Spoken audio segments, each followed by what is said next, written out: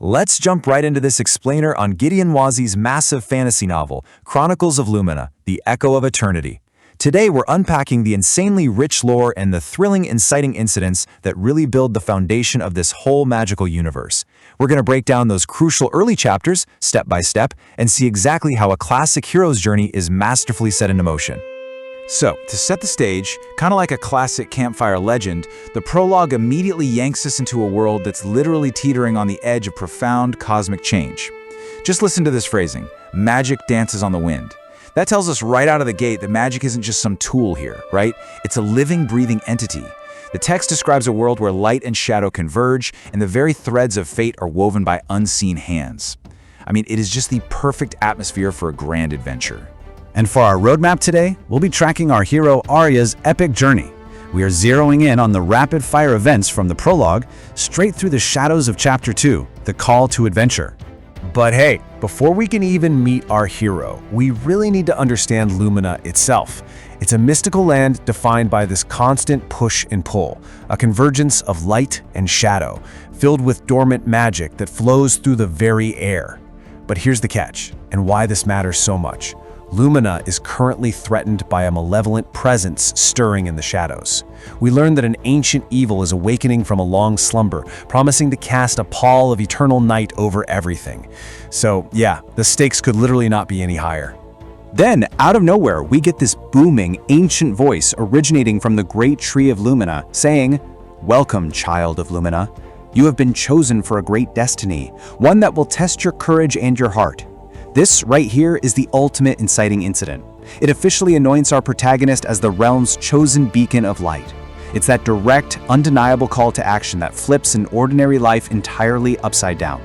And the crazy thing is, this voice isn't just speaking at random. Not at all. It's actually fulfilling the prophecy of the Chosen One. Forged back when the land was just a fledgling realm, this ancient prophecy foretold of a singular hero who would emerge to tip the scales of destiny against that encroaching chaos we just talked about.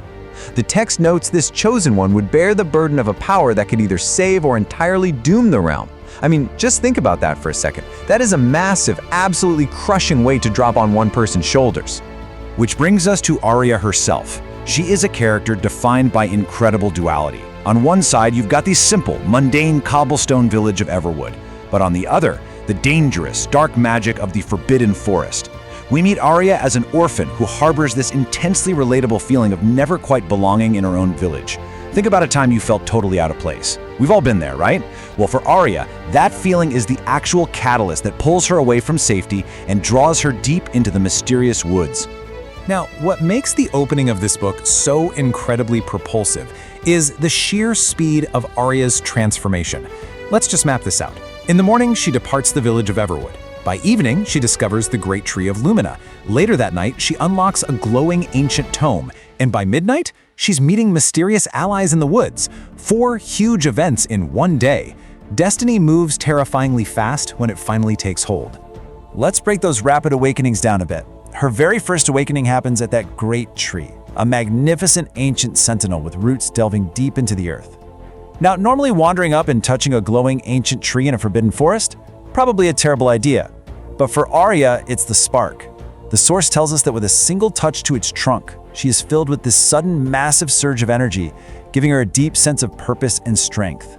This is the exact moment her dormant magic first sparks to life, and the momentum only builds from there. Shortly after leaving the tree, she stumbles upon a hidden glade bathed in moonlight. Here, she finds a circle of ancient stones, all etched with softly glowing runes.